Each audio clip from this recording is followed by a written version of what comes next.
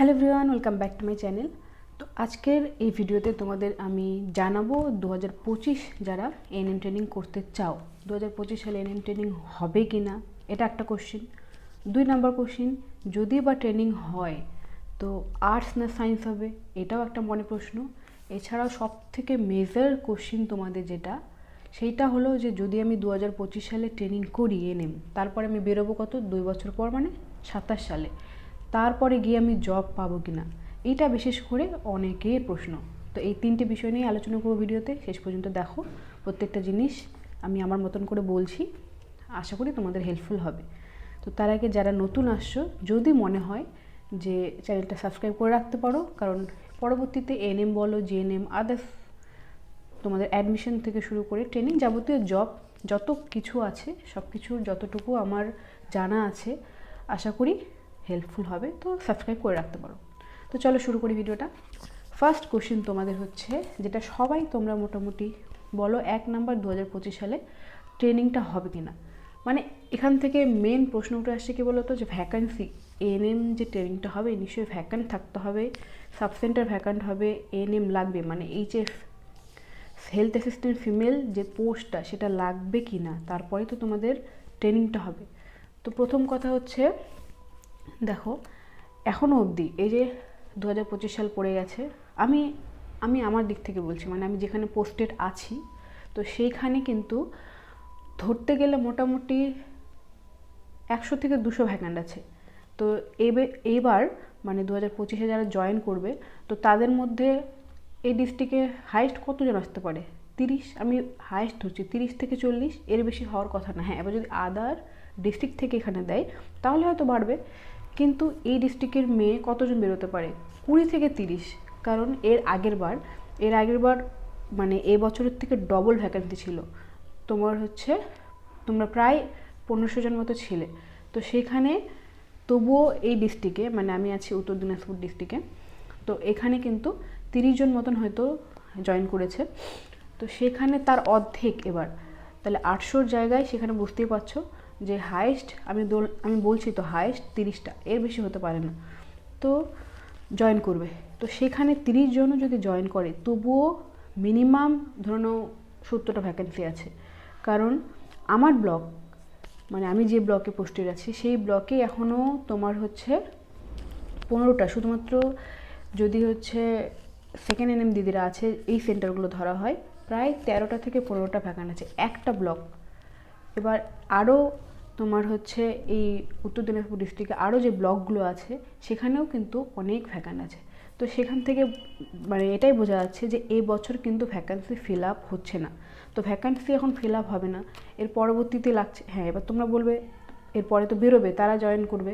তো এইভাবে প্রত্যেক বছরে তো ভ্যাকান্ট হবে, কারণ এখনও যে সেন্টারগুলোতে তোমার হচ্ছে ধরে নাও 7000, 8000 বা 9000 এরকম অনেক সেন্টার আছে, সেগুলো তো এমনকি এখনও অবধি এই যে 2025 সালে এসে এখনও অবধি কিন্তু 15000, 16000 এরকমও সেন্টার আছে, যেগুলো হয় 3-4টে ভাগ হবে। তো এরকম করে অনেক বাড়বে।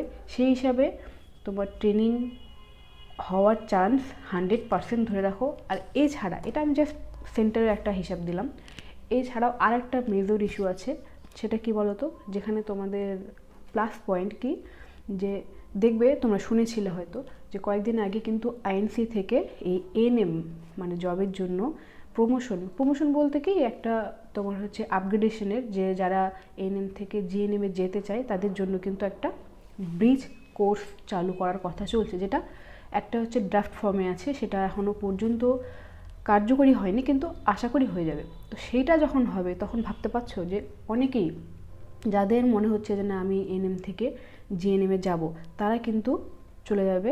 এবার হ্যাঁ, এখানে পরীক্ষার ব্যাপারটা আছে, কিন্তু তবুও পরীক্ষার ব্যাপার থাকলেও অনেকেই চেষ্টা করবে, অনেকে পাবে। তো এএনএম থেকে যদি জিএনএম ট্রেনিংয়ে চলে যায়, সেখানেও তো ভ্যাকান্ট হয়ে আছে। তো এ থেকেই বোঝা যাচ্ছে যে তোমাদের চিন্তার কোনো ব্যাপার নেই, ভালো করে পড়াশোনা করো, ট্রেনিং হতেই থাকবে, আর সেটা নিয়ে কোনো সমস্যার ব্যাপার নেই। এবার হচ্ছে আর একটা প্রশ্ন, সেটা কি বলো তোমরা, যে আর্টস না সায়েন্স। দেখো, আর্টস এতদিন হয়ে চলে আসছে, এরপরেও আর্টসটাকে বন্ধ করে দেবে না, যদি না সেরকম কোনো ইস্যু উঠে আসে। তো সেরকম হওয়ার চান্স একদমই নেই বললেই চলে। তোমরা নিশ্চিন্তায় পড়াশোনা করো যারা আর্টসের স্টুডেন্ট আছো। এবার 3 নাম্বার কোশ্চেন, যেটা হচ্ছে তোমরা বলো 2025, স্পেশালি 2025 সালে যারা ট্রেনিংয়ে ঢুকবে, বেরোবে 2027 সালে, তখন হচ্ছে আমি জব পাবো কি না বা জব পেতে অসুবিধা হবে কি না, এটা নিয়ে প্রশ্ন অনেকে। তো প্রথমত তোমরা এখনও অবধি এটা দেখে আসো যে আমি আগের একদম বাদ দিচ্ছি, আমি 2022 থেকেই ধরছি। আমরা 2022-এ জয়েন করেছি, তারপরে 2023-এ জয়েন করলো বোনেরা, তারপরে এবার 24-এ জয়েন করেছে, এবার আবার 25-এ জয়েন করবে। তো প্রত্যেকটার যে ভাবে চলে আসছে কি বলতো, আমাদের যেমন 5 মাস, তারপরের বোনেরা 6 মাস, তারপরের 24-এ তো 2 মাসও লেগেছে কিনা, মানে 2 থেকে 2.5 মাস। তো এরকম করে জয়েনিংগুলো হচ্ছে।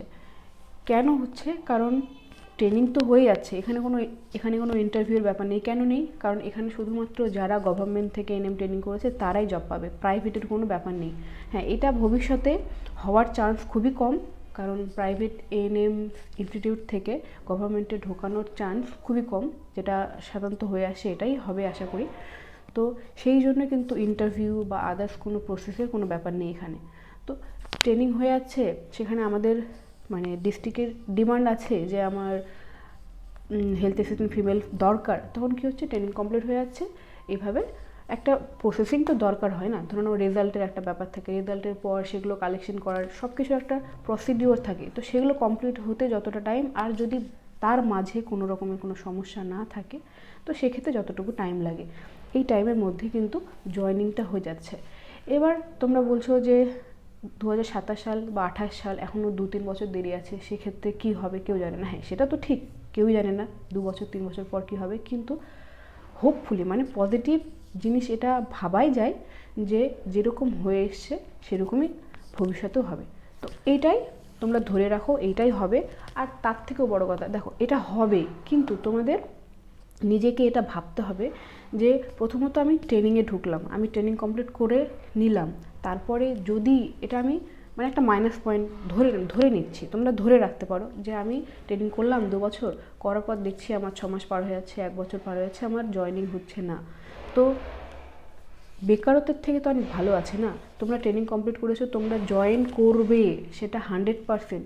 এটা তো সব থেকে বড় জিনিস যে আমি একটা জায়গায় ফিক্সড আছি, যে আজকে আমার ট্রেনিং হয়ে গেল, 2 দিন পর আমি আজ হোক কাল হোক জয়েন করব। সেটা 6 মাস লাগতে পারে, যদি 1 বছর হয়ে যায় তাতে সমস্যার কোনো ব্যাপার নেই।